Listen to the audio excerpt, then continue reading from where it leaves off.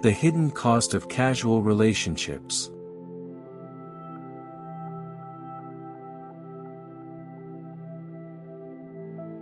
We don't talk enough about what casual actually costs. Not the kind of cost you notice right away, but the quiet kind. The kind that sneaks up on you one morning when you're brushing your teeth and suddenly realize, something's missing. Something inside you feels a little less alive than it used to. It's strange, right? How something so light, so free, can leave behind a weight. There was this guy, Ethan. On paper, he had it all figured out, no strings, no complications. He wasn't cruel or careless, he just genuinely didn't want the heaviness of love. So he floated from person to person, always kind, always clear, and he thought that meant he was doing it right. Until one night he left a bar after a third date that felt like all the others. And as he got in his car, silence sat next to him like a ghost. Not sadness, not guilt, just this eerie hollowness. He hadn't hurt anyone. But something in him was slowly forgetting how to be moved by another human being. The part that once got excited about building a world with someone, it was going dim. You see, casual isn't wrong. It's just not always as casual as we tell ourselves it is. Because even when the body says this is light, the soul often disagrees. There's this invisible layer in us that remembers. Every time we open ourselves even a little, it stores something. A smile, a scent, a certain way someone touched the small of our back. Even if we forget, it doesn't. And over time, when that connection doesn't have roots, it starts to teach us not to water anything. Not to trust anything will grow. And that lesson? That's where the cost begins. I knew a woman named Claire who used to laugh at her own softness. She'd tell her friends, I don't get attached. I just enjoy the moment. But in between those moments, she found herself waking up at 3 a.m. scrolling through old messages from people she never truly loved, but who had still reached parts of her no one else had. She didn't miss them. She missed the feeling of being almost seen. And, almost seen, started becoming her new normal. That's the thing. The more we engage without intention, the more our nervous system starts to rewire what connection is supposed to feel like. We begin mistaking intensity for intimacy, availability for presence, pleasure for peace. But we'll go deeper into that a bit later. For now, let's just sit with this. What looks easy on the outside can quietly reshape how we experience ourselves, and others. It's not about morality. It's not about right or wrong. It's about what kind of connection your heart was actually built for, and whether you've been numbing that truth, one casual moment at a time. Sometimes I think we call it casual, because we're too afraid to call it what it really is. A way to feel close, without the risk of being known. There was a time Liam believed he couldn't handle commitment. That it was just too much pressure. So he found comfort in temporary warmth. A weekend here, a month there, someone to fall asleep next to without having to promise anything.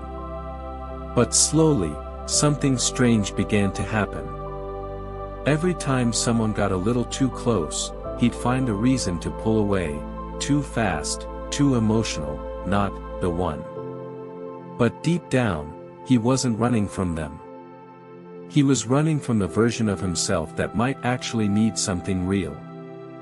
We often don't realize it, but casual becomes a hiding place. Because when you don't build with someone, you don't have to be seen when you're not your best. You don't have to admit that you get insecure, or lonely, or that sometimes you need someone to remind you that you matter. You just keep moving, keep smiling, keep things light. But light doesn't mean free. Freedom isn't found in avoiding connection. It's found in choosing it, intentionally, mindfully. And there's another layer to this we rarely talk about. The way it affects our body. Each time we touch someone, even briefly, our nervous system responds. Oxytocin, dopamine, all those little messengers of connection, they don't know whether this is love or not. They just know, I was close to someone. I felt good. I opened. And then suddenly, it ends. Over and over again, we send our bodies the message, closeness isn't safe. Touch is fleeting. Love is unreliable. After a while, our bodies stop reaching. That's when people start to say things like, I'm just not feeling much these days. Or, it's hard to be excited about anyone anymore. It's not that love has dried up. It's that something inside has grown tired of being handed promises without roots.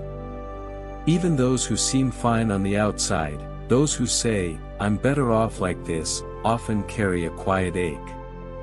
Not for a specific person, but for the version of themselves that used to believe in something deeper. But we'll explore that ache a little more as we go. For now, just ask yourself, are you building your capacity for love? Or slowly numbing it? Sometimes the most fun choices have the deepest hidden cost. Not all wounds look like pain. Some look like detachment. Like when Ella kept telling herself she was just going with the flow. No labels, no expectations. Just vibes. But every time her phone lit up, she'd feel a little jolt, hoping it was him. Wondering if he was thinking about her the way she was thinking about him. They'd spend the night together, laugh, connect, maybe even talk about dreams. But the next morning, he'd disappear into his day. No check-in. No warmth. And Ella? She'd shrink her needs just a little more.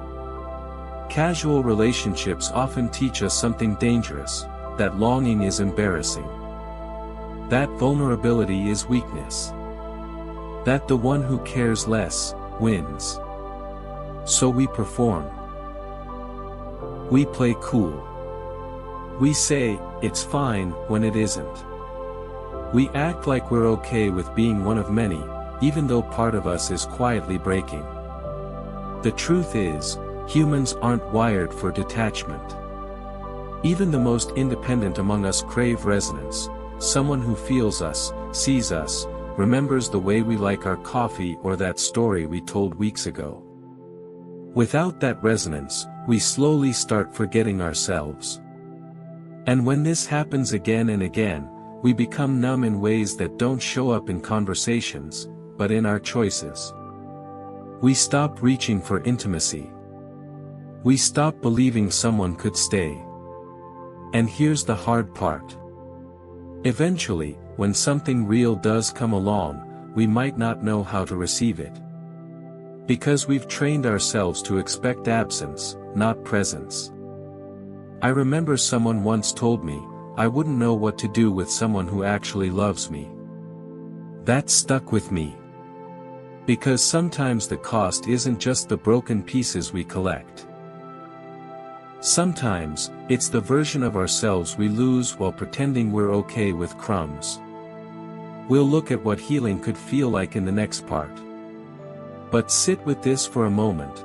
When you silence your needs to fit into someone else's comfort zone, what part of you is being erased?